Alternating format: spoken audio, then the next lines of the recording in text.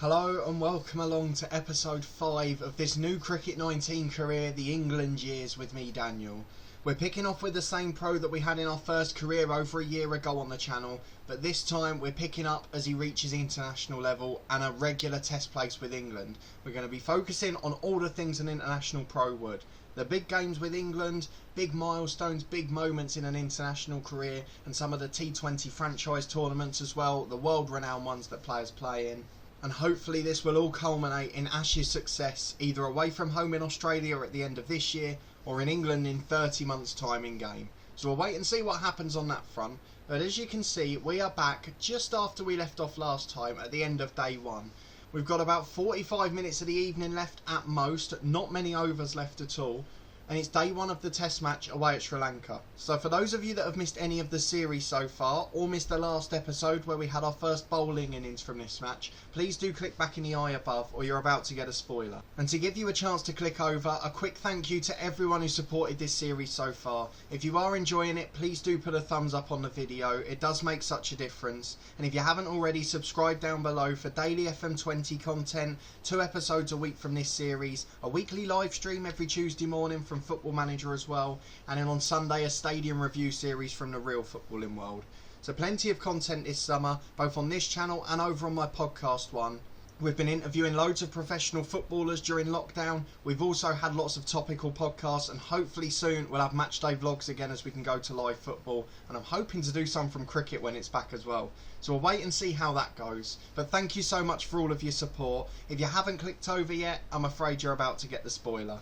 We are going to look at our first innings. We left on 2 for 13 after a 12 over spell, and we finished, I can confirm, with 4 for 30. Best figures for England.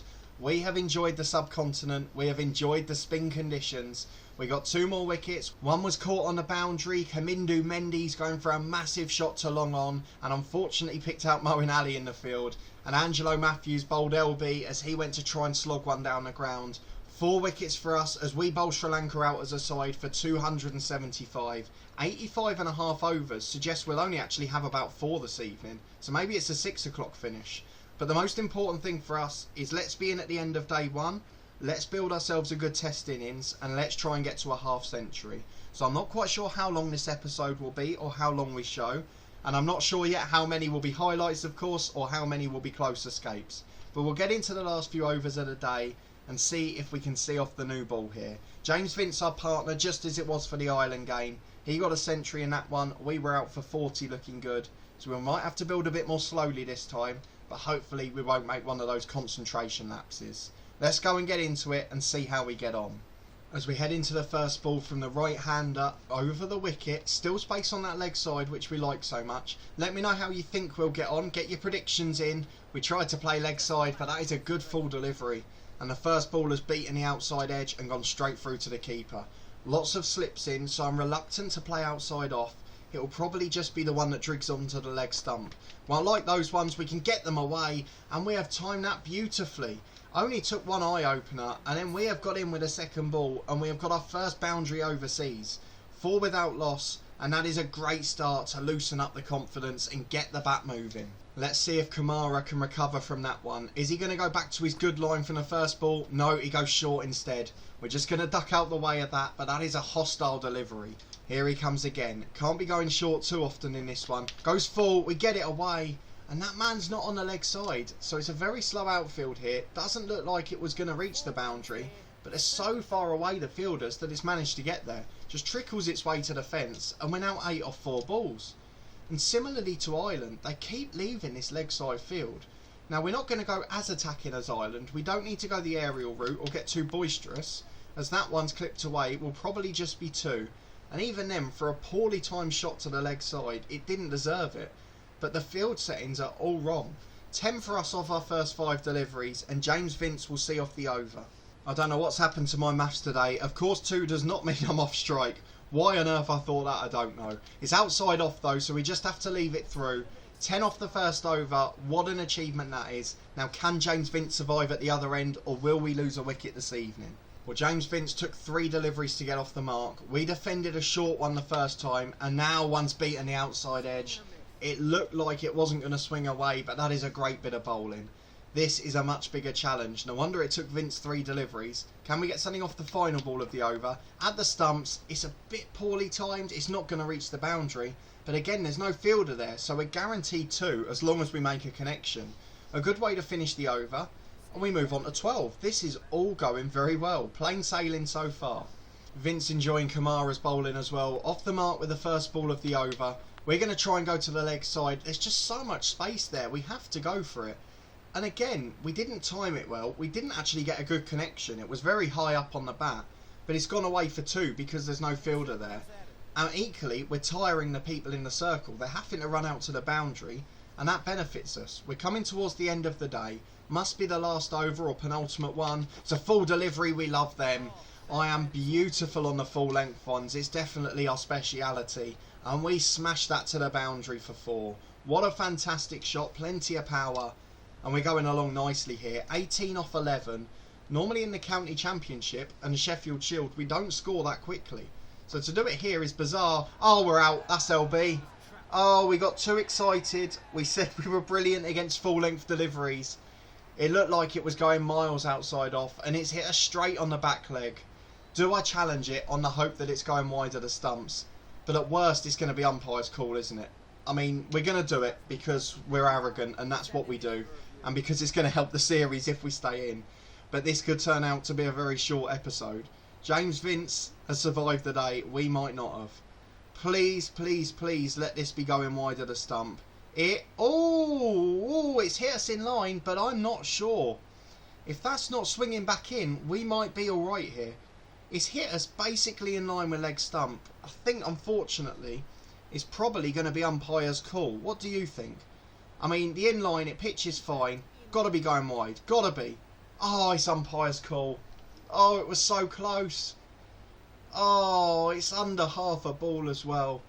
That's frustrating. Just clipping the stumps. And due to the umpire's call, we are out for 18 on our overseas test debut.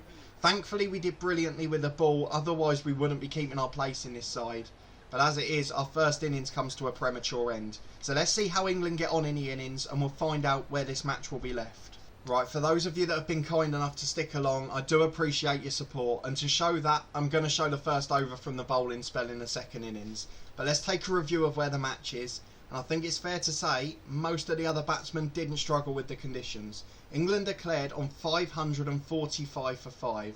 Joss Buttler 227 not out. Johnny Bairstow falling agonisingly short of a double century. Ben Stokes put 20 on, Joe Root 17, us 18 and James Vince 47. So hopefully with us doing well and winning we will stay in the team. But I've got a feeling we're going to need at least a wicket here to keep our total up for the match. If we get 5 wickets overseas, if we get a few runs on the board in the second innings, if we get one, hopefully we'll be able to stay in. If not, the second test is going to be very important for us. It's the afternoon of day 3.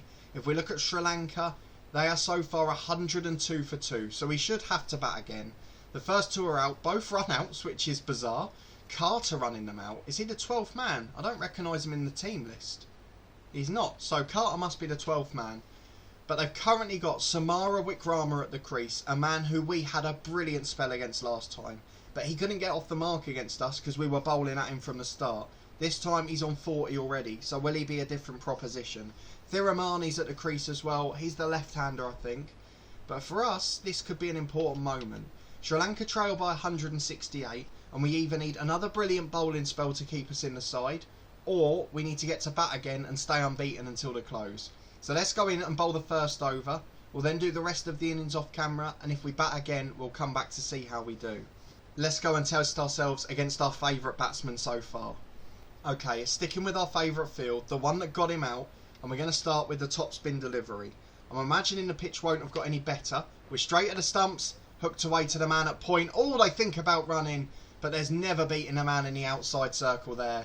And after the first ball, there was a little bit of a scare for them between the wickets. Second ball of the over. Let's throw in an off-breaker. Straight at the same bowler. We want to get him in his crease. We want to get him defending. We want to hold him up. If we can bowl 2 or 3 overs in a row at him and him not get us away, I feel like we can then get the wicket. So he's stuck in his crease. He's defending so far. And we're going to go for the flighted extra pace delivery. Straight at the stumps, defended away. And the man at deep mid-on picks that up. I think I said mid-on there by mistake. Deep mid-off is the man I meant to say. We're going to throw the wrong one in. Something we don't often do to the right-hander, but let's see if it works. Bit wide, tries to pull it away. A little bit more intent there from the batsman, but still only finds the man this time at mid-on. We're going to go for the off-breaker. 2 more balls left. We'll go for top spin at the end. That one's a bit wide, not our best delivery, but again, can't get us away. It's a really good field. I love this field. If you want to restrict runs and aren't as worried about wickets, this is the one. But that man in the deep on the leg side is the one that got out the left-hander. We haven't seen any intent from this batsman, so unlikely to bring him into play. Top spinner catches him out. Oh, they have run through a very tight one. Bit sharper in the field and we might have got him there. But on the final ball, we concede a run. No maiden this time, I'm afraid. They also get through the next over from Ben Stokes unfazed. So it is 115 for 2. But there's our first bowling innings. And again, it looks a pretty tight one. There we go then. I think a few technical errors in the over, but we managed to get through it. Hopefully you saw some of it at the very least. If you did enjoy this episode, please do put a thumbs up on the video. It really is appreciated. Let me know down in the comments how you think we'll get on in this second innings. Will we get to bat again, or will we start with the ball? And depending on which we do, will it be enough to keep us in the test team?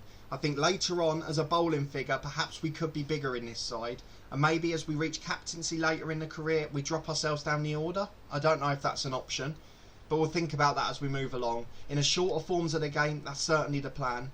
But in this one, I quite like opening, as I do in one-day cricket to be fair. But in T20s, I'm not so worried with the bat.